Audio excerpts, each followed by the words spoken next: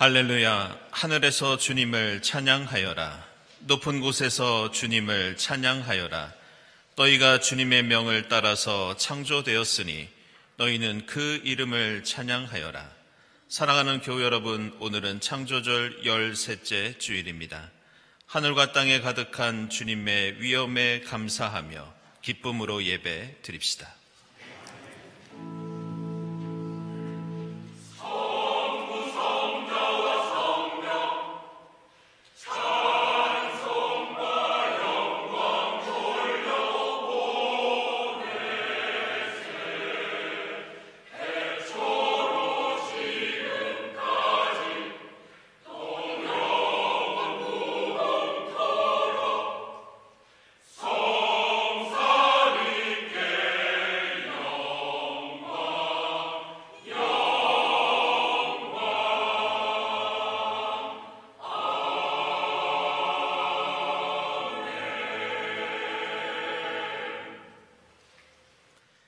주님께서 나의 간구를 들어주시기에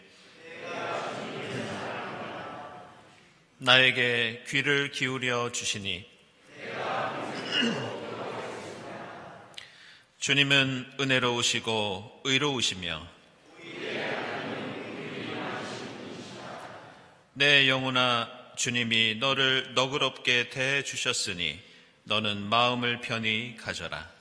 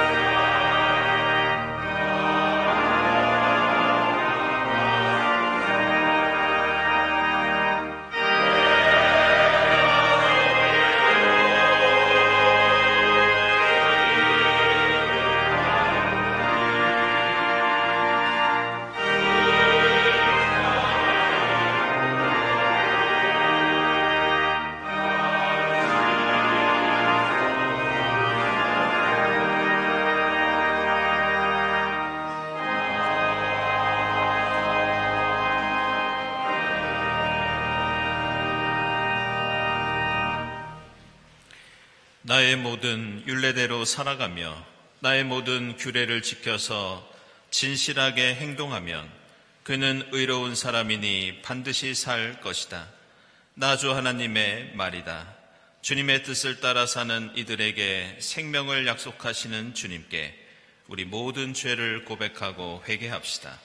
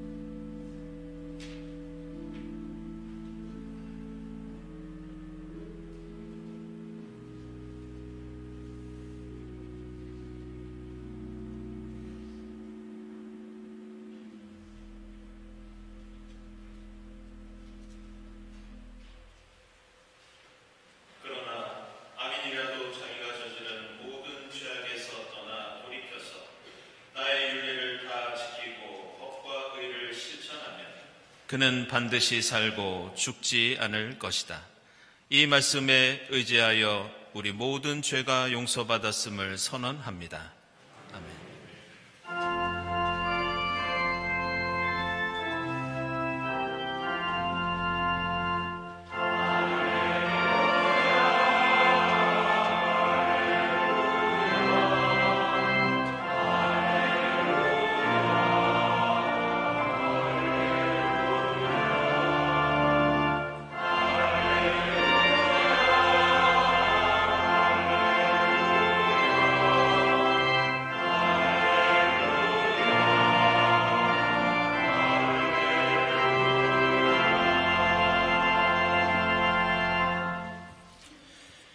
구약의 말씀은 이사야서 55장 10절에서 13절입니다.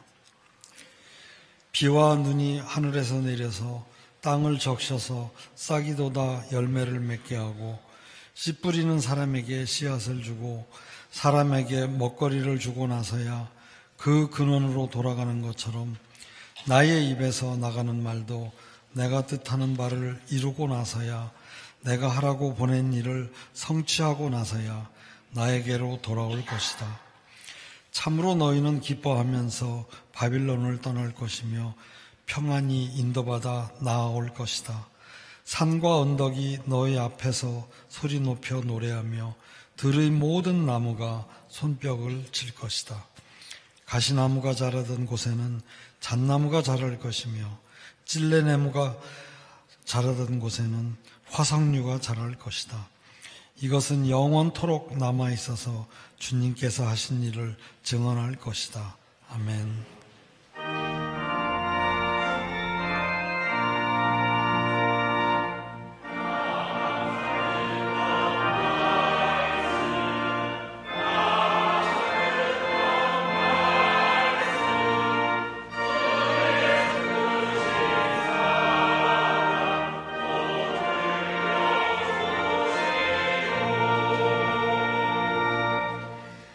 서신의 말씀은 골로새서 1장 9절에서 12절 말씀입니다. 그러므로 우리가 여러분의 소식을 들은 그날부터 우리도 여러분을 위하여 쉬지 않고 기도합니다. 우리는 하나님께서 여러분에게 모든 신령한 지혜와 총명으로 하나님의 뜻을 아는 지식을 채워주시기를 빕니다. 여러분이 주님께 합당하게 살아감으로써 모든 일에서 그분을 기쁘게 해드리고 모든 선한 일에서 열매를 맺고 하나님을 점점 더 알고 하나님의 영광의 권능에서 오는 모든 능력으로 강하게 되어서 기쁨으로 끝까지 참고 견디기를 바랍니다. 그리하여 성도들이 받을 상속의 몫을 차지할 자격을 여러분에게 주신 아버지께 여러분이 빗속에서 감사를 드리게 되기를 우리는 바랍니다. 아멘.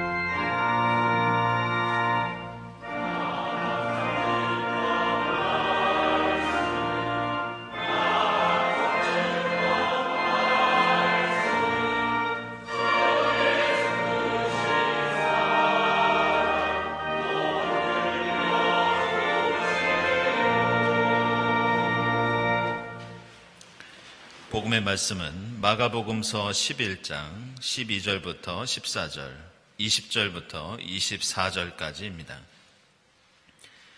이튿날 그들이 베다니를 떠나갈 때 예수께서는 시장하셨다. 멀리서 잎이 무성한 무화과 나무를 보시고 혹시 그 나무에 열매가 있을까 하여 가까이 가서 보셨는데 잎사귀 밖에는 아무것도 없었다. 무화과의 철이 아니었기 때문이다. 예수께서 그 나무에게 말씀하셨다. 이제부터 영원히 내게서 열매를 따먹을 사람이 없을 것이다. 제자들이 예수께서 말씀하시는 것을 들었다. 이른 아침에 그들이 지나가다가 그 무화과 나무가 뿌리째 말라버린 것을 보았다. 그래서 베드로가 전날 일이 생각나서 예수께 말하였다. 랍비님, 저것 좀 보십시오. 선생님이 저주하신 저 무화과 나무가 말라 버렸습니다. 예수께서는 그들에게 말씀하셨다. 하나님을 믿어라. 내가 진정으로 너희에게 말한다. 누구든지 이 산더러 번쩍 들려서 바다에 빠져라 하고 말하고 마음에 의심하지 않고 말한 대로 될 것을 믿으면 그대로 이루어질 것이다. 그러므로 나는 너희에게 말한다. 너희가 기도하면서 구하는 것은 무엇이든지 이미 그것을 받은 줄로 믿어라. 그리하면 너희에게 그대로 이루어질 것이다. 아멘.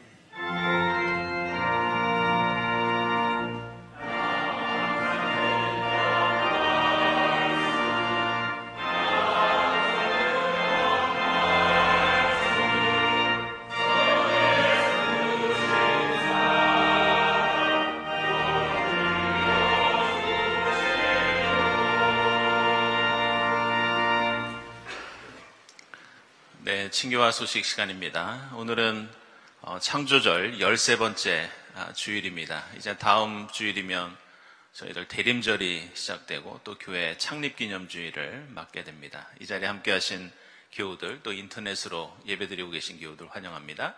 우리 교회 처음 오신 분들 환영하고요. 교회에 대해서 궁금한 점이 있으신 분들은 세교실을 찾아주시기 바랍니다. 주위에 계신 분들과 함께 평화 인사 나누겠습니다. 주님의 평화를 빕니다.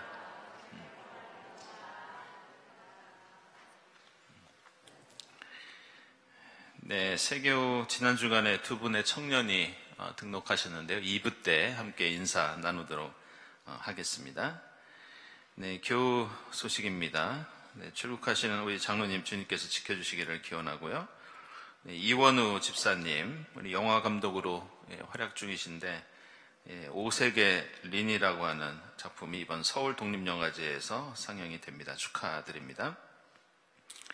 그리고 장례 소식입니다. 우리 손명은 장로님, 우리 조준영 집사님, 박세진 집사님 어머님 되시는데요. 지난 금요일에 수천하셔서 오늘 오전까지 장례가 진행 중에 있습니다.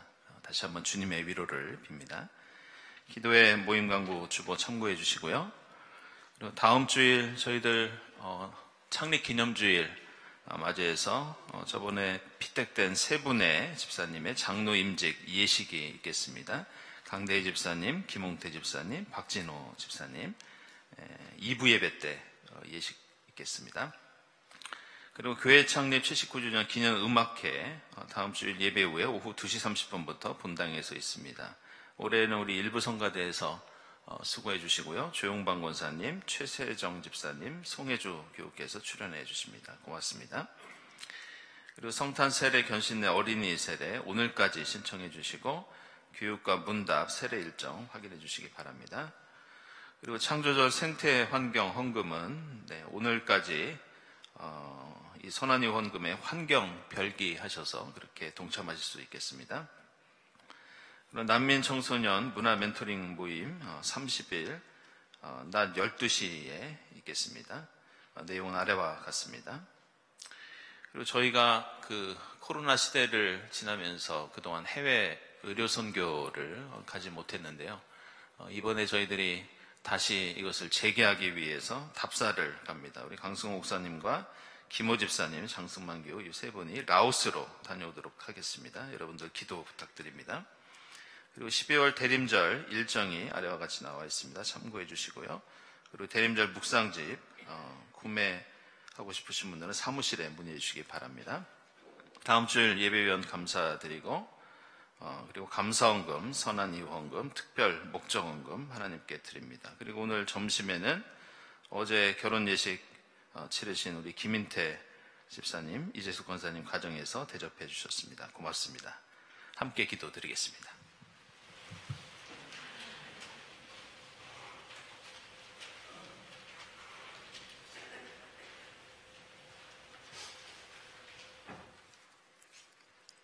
하나님, 창조절 13째 주일 주님이 창조하신 아름다운 세상과 모든 생명에 대해 깊이 묵상하며 찬양과 경배를 올리게 하시니 감사드립니다.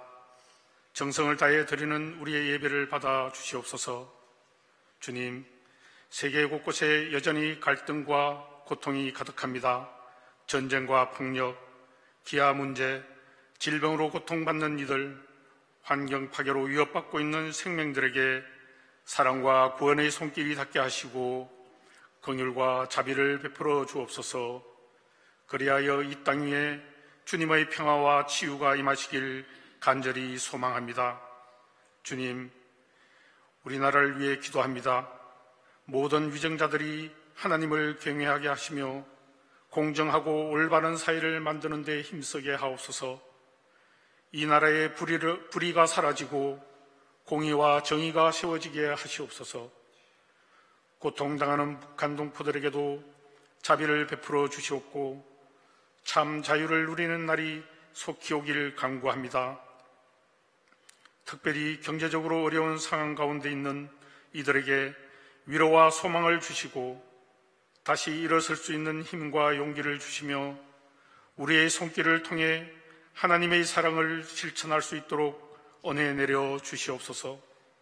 주님, 경동교회가 사랑과 섬김의 공동체가 된 지 79년이 되었습니다.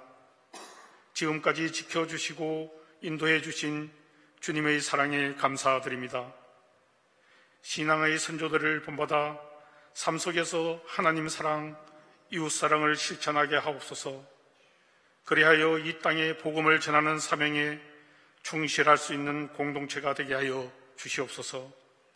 특별히 간구하오니 몸과 마음이 힘든 교우들에게 치유의 연총을 내려주시고 소망을 잃지 않도록 붙잡아 주시옵소서.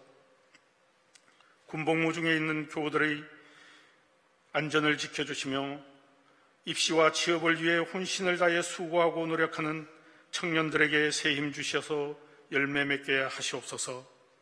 오늘 목사님이 전하시는 말씀을 통해 은혜 받게 하시며 교회 곳곳에서 봉사하는 손길을 기억하시고 성가대의 찬양으로 홀로 영광 받아옵소서. 우리의 삶의 길이 되시고 빛으로 인도해 주시는 우리 주 예수 그리스도의 이름으로 기도드립니다. 아멘.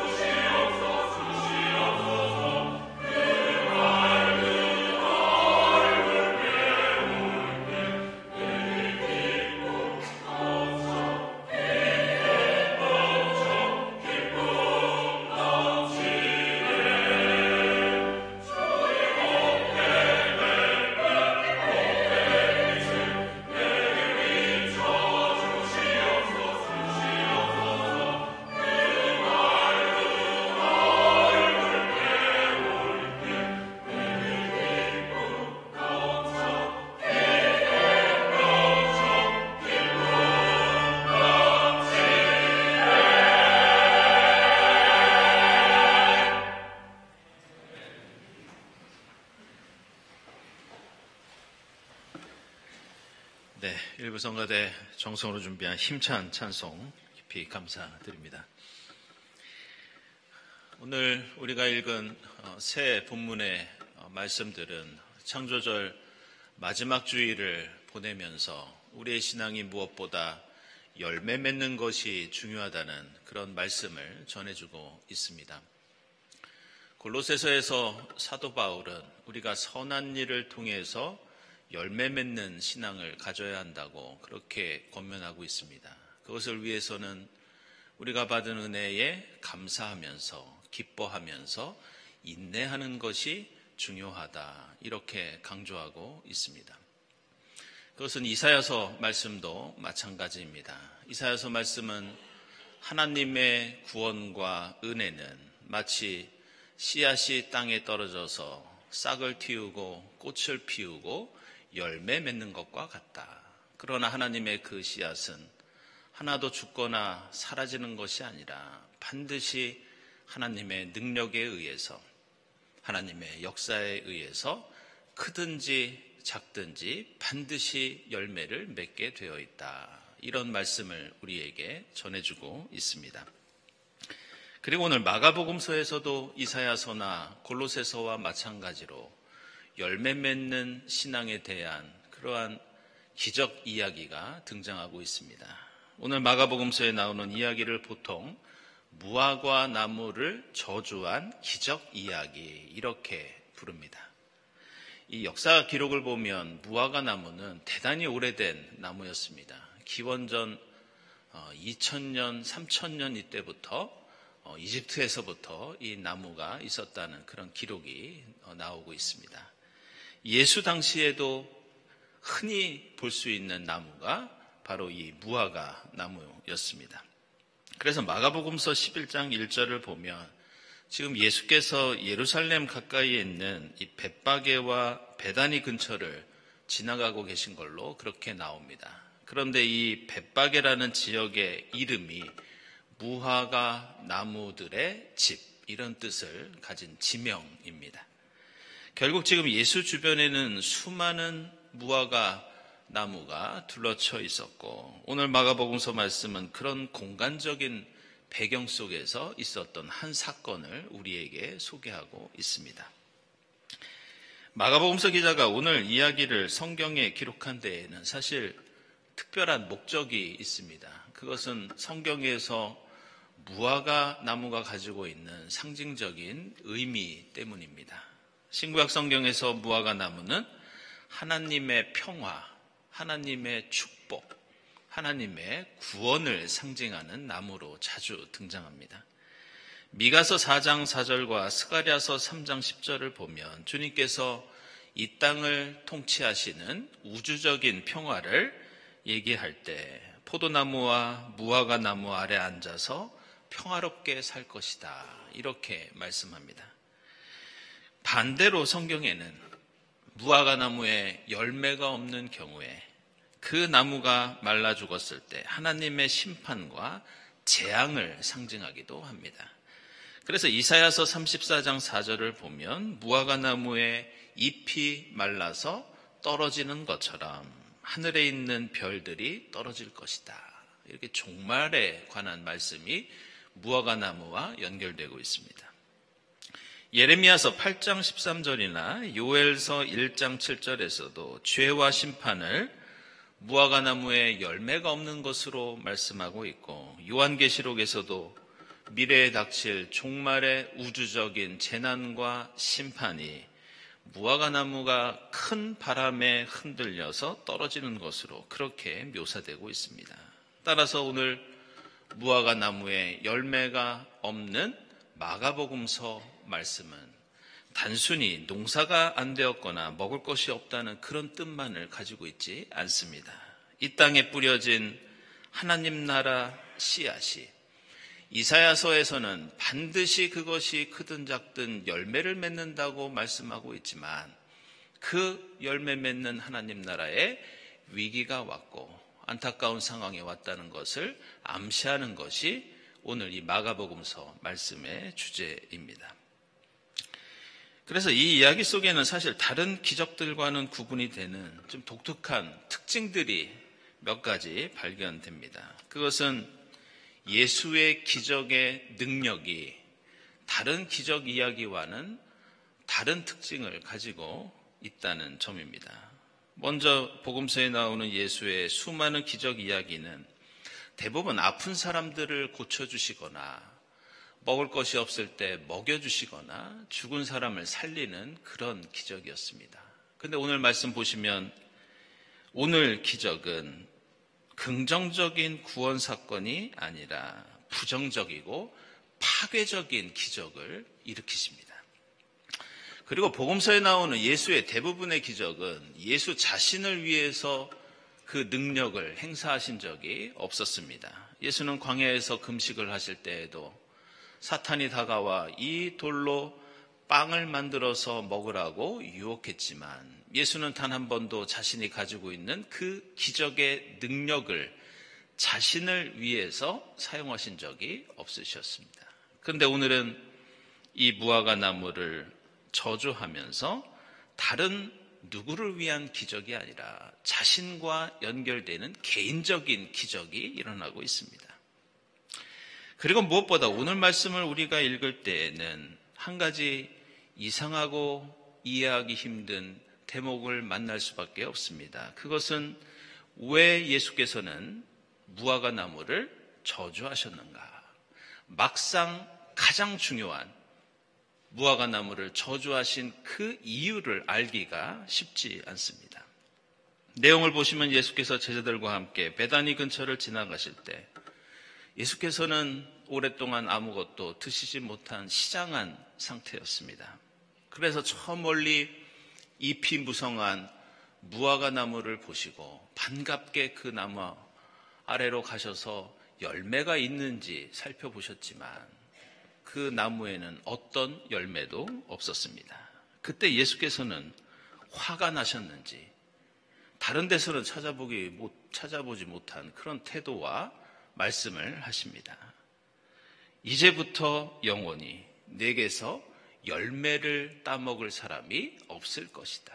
이렇게 강하게 저주하십니다. 이 말씀 후에 다음날 그곳을 제자들이 지나가다 보니 실제로 무화과 나무가 뿌리째 말라 있었다. 이렇게 나오고 있습니다. 그렇다면 왜 예수께서는 무화과 나무를 저주하셨고 자신의 기적의 능력을 이런 방식으로 이 자리에서 그렇게 발휘하셨던 것일까? 우리는 이 점을 묻지 않을 수 없습니다. 오늘 말씀을 이해하기 어렵게 만드는 장면이 하나 나오는데 그것은 오늘 말씀 앞부분에 나오는 무화과의 철이 아니었기 때문이다. 바로 이 말씀입니다. 생각해보면 사실 이 무화과 나무는 뿌리채 말라버렸지만 억울하지 않을 수 없습니다. 예수께서 배가 고파서 다가와서 열매가 없다고 화를 내며 저주했지만 오늘 말씀처럼 이때는 무화과 열매가 맺혀질 그런 시기가 아니었기 때문입니다. 열매 맺힐 시기도 아닌데 왜 예수께서는 이렇게 가혹한 저주를 하셨고 이 나무는 뿌리채 말라버렸던 것일까? 오늘 이 말씀 전체를 이해하는데 가장 중요한 열쇠를 제공하는 표현 하나가 나오는데 그것은 바로 역시 말씀 앞부분에 나오는 잎이 무성한 무화과 나무입니다. 잎이 무성하였다. 예수가 이 나무에 다가갔던 것은 무화과 철이 아니었지만 잎이 무성했기 때문에 이 나무를 향해서 다가가신 것이었습니다. 이 분야를 연구하는 학자들에 의하면 예수께서 예루살렘에 들어가신 이때는 무화과 열매가 열리는 계절도 아니었고 따라서 잎도 무성한 때가 아니었습니다.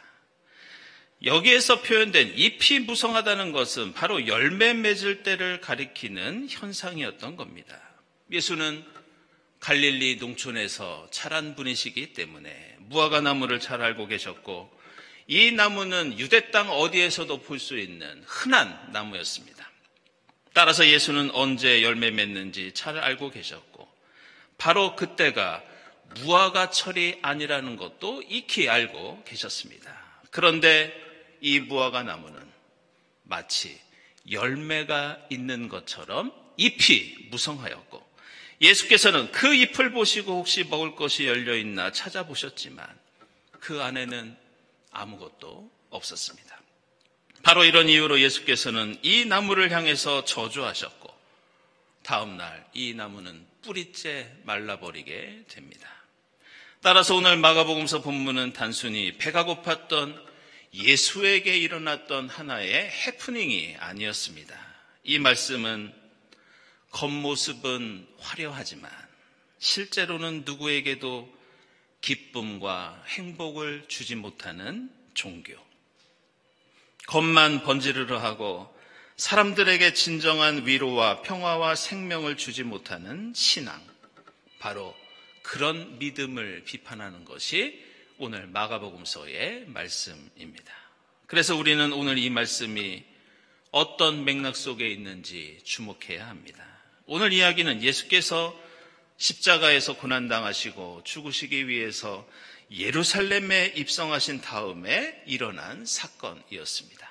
예수께서는 성전에 들어가셔서 장사하는 사람들의 상을 뒤집어 엎으시고 성전을 정화시키십니다. 유대인들이 자랑하는 엄청난 돈으로 지어진 화려한 성전 안에서 입만 무성하고 사람들에게 희망을 주지 못하는 성전 종교를 비판하십니다. 그러면서 예수는 한 알의 밀알처럼 십자가에서 죽기 위해서 자신의 길을 걸어가셨고, 결국 나중에는 부활 생명의 구원을 세상에 베풀어 주시면서 열매를 맺는다는 것이 도대체 무엇을 의미하는지 자신의 삶과 죽음을 통해서 그대로 보여주셨습니다. 따라서 오늘 말씀은 이 땅에 하나님 나라를 이루기 위해 노력하는 그리스도인의 신앙이 어떤 특징을 가져야 하는지 우리에게 가르쳐주고 있습니다. 그것은 대단한 교리 체계나 조직, 화려한 예배당이나 근사한 말솜씨가 아닙니다. 예수는 화려한 꽃도 없고 잎도 무성하지 않은 거친 십자가를 지시고 그 십자가에 달리셨습니다. 그러나 그 십자가를 통해서 세상 모든 사람들이 위로와 희망과 구원을 얻는 부활 생명의 열매를 맺으셨고, 바로 이러한 모습이 그리스도인이 추구해야 할 열매 맺는 신앙이라는 것을 우리에게 가르쳐 주셨습니다. 그래서 김지아 시인의 무화과라는 시가 있습니다. 그 시에는 이런 표현이 있습니다. 무화과는 꽃 시절이 없는, 꽃 없이 바로 열매 맺는 것이라고 말합니다. 그러면서 겉으로 드러나는 꽃이 아니라 열매 속에서 속꽃이 피는 게 무화과라고 노래하고 있습니다. 그리고 우리는 오늘 무화과 나무 아래에서 먹을 것이 없어서 분노한 예수가 바로 그 무화과 같은 삶을 살았다는 것을 깨달을 수 있습니다. 따라서 그리스도교 신앙은 잎도 무성하고 꽃도 화려하고 열매도 맺는 그런 종교가 아닙니다. 오히려 버리고 나누고 낮아져서 꽃도 없고 잎도 초라하지만 열매만큼은 알차게 맺는 믿음, 그 아름답고 화려한 꽃을 열매 속에 겸손히 감추고 있는 것이 바로 그리스도교 신앙이라는 것을 예수는 우리에게 보여주셨습니다. 당시 예수 시대에는 예수께서도 알고 계셨을 가능성이 큰 유대인들에게 잘 알려진 이 민담 하나가 있었습니다. 기원전 5세기부터 내려오던 이 고대 근동에 민담이 있었는데, 이것은 구약성경 위경에도 나오는 아히카의 이야기라는 짧은 얘기입니다. 이 민담에는 어떤 한 나무가 등장하는데 주인이 이 나무를 향해서 너는 물가에 있으면서도 열매를 맺지 못하고 있느냐? 도대체 너는 그 물가에 왜 그렇게 서 있느냐? 이렇게 질책하는 장면이 나옵니다. 그때 나무 주인은 열매 맺지 못하는 그 나무를 찍어버리려고 합니다. 그러자 그 나무는 주인에게 이렇게 하소연합니다. 주인님, 저를 한 번만 봐주세요. 저를 한번 옮겨서 심어주세요. 그때도 제가 열매를 맺지 못하면 그때 저를 찍어 버리셔도 됩니다. 이렇게 하소연을 합니다. 그런데 그때 주인의 대답이 우리의 가슴을 칩니다. 내가 물가에 서 있는데도 열매를 맺지 못했는데 다른 곳으로 옮긴다고 과연 열매를 맺을 수 있겠느냐. 그리고 그 나무는 결국 오늘 마가복음서에 나오는 무화과 나무처럼 뿌리채 말라버리고 죽게 되었다는 그런 얘기입니다. 우리는 매주 십자가 앞에서 예배를 드립니다. 십자가 앞에서 기도하고 십자가 앞에서 찬송하고 십자가 앞에서 사랑을 다짐합니다. 마치 민담에 나오는 물가에 서 있는 나무처럼 우리 곁으로는 예수 그리스도의 생명과 은혜의 물이 풍성히 흘러가고 있습니다. 우리가 예수의 저 십자가 앞에서도 만약 교만하다면, 저 십자가 앞에서도 사랑과 용서와 화해의 열매를 맺지 못한다면, 저 십자가 앞에서도 이웃의 아픔과 고통을 외면한다면 우리는 물가에 서 있으면서도 열매 맺지 못하는 그 나무와 다를 것이 무엇이 있겠는가? 예수 시대에는 이 무화과 나무에 특별한 별명이 하나 붙어 있었습니다. 그것은 바로 가난한 사람들의 음식이라는 별명이 무화과 나무의 별명이었습니다. 그만큼 이 나무의 열매는 먹을 것이 없는 사람들에게 기쁨과 희망을 주었고, 오늘 마가복음서에서 발견할 수 있는 예수의 이 특별한 분노, 이 부정적인 능력과 기적은 바로 먹을 것이 없는 이들의 고통과 분노라는 것을 암시하고 있습니다. 창조절 마지막 주일을 보내면서 우리의 신앙생활의 열매가 그동안 얼마나 맛있는 열매를 맺었고 얼마나 많은 이들에게 먹을 것과 위로와 희망을 주었는지 다시 한번 되돌아볼 수 있기를 바랍니다. 우리 주님께서는 화려한 꽃이나 무성한 잎이 없어도 저 십자가 위에서 알찬 생명의 열매를 맺으셨습니다. 주님처럼 열매 속에 속꽃을 피우면서 이웃을 먹이고 살리는 여러분들의 값진 신앙이 될 수 있기를 주님의 이름으로 축원합니다. 기도하겠습니다.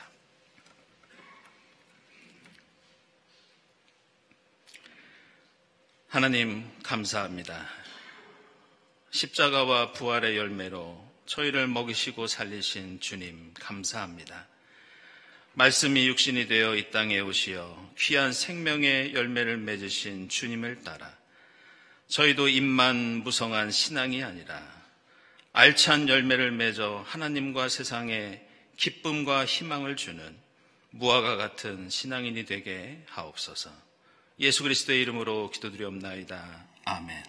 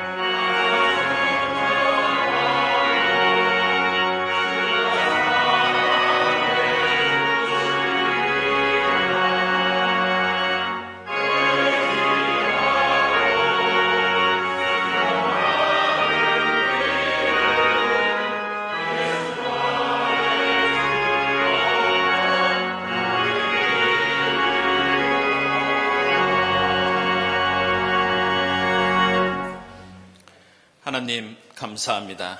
지난 일주일 동안 저희들의 건강과 생명을 지켜주시고 거룩한 주일 주님 앞에 나와 함께 예배드리게 하시니 감사합니다. 주님의 구원과 은혜에 감사하면서 정성껏 예물을 드리오니 기쁘게 받아 주시옵소서. 저희가 드리는 이 작은 예물이 작은 씨앗이 되어 이 땅에 심겨지게 하시고 30배, 60배, 100배 하나님 나라 열매를 거둘 수 있도록 역사에 주시옵소서. 예물을 바치는 손길들을 기억해 주사 주님 뜻 안에서 하늘의 복을 풍성히 누리게 하옵소서. 감사드리며 예수 그리스도의 이름으로 기도드리옵나이다. 아멘.